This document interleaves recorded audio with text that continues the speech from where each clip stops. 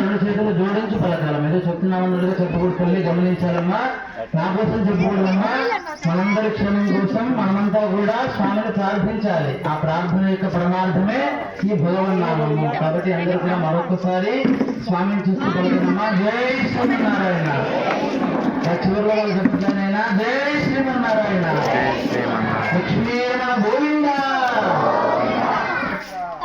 కళ్యాణంలో భాగంగా మనతో గమనించాల్సింది ఏంటంటే అంటే సాధారణంగా ప్రతిసారి మనం చెప్తున్నాం కదా, మాట్లాడకన్నా అని చెప్పేసి.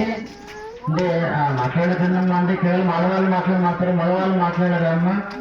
ముందే మనం రాములుగా చెల్లి ప్రతిసారి కూడాను మాట్లాడకన్నా అని చేసి మనం చెప్తూ ఉన్నాము. అంటే ఆడవాళ్ళే మాట్లాడతారు, మగవాళ్ళు మాట్లాడరా స్వామి?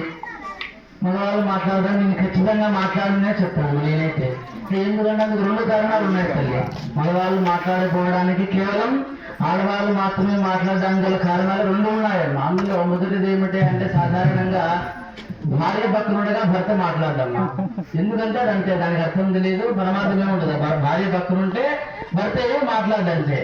ఒకవేళ మాట్లాడదామని సాహసం చేసినా సరే భార్య అంటుందట పక్కనే, నీకేమీ తెలియక నోరుకోండి అంటుంది ఒక మాట. ఆయన అంతా చదువుతాడు. ఆయన ఏమీ తెలియకుండానే ఇన్ని సంవత్సరాలు ఇక సంసారాన్ని ఎత్తుకొస్తున్నాడు మహానుభావుడు. ఏం అర్థమవుతున్నా తల్లి?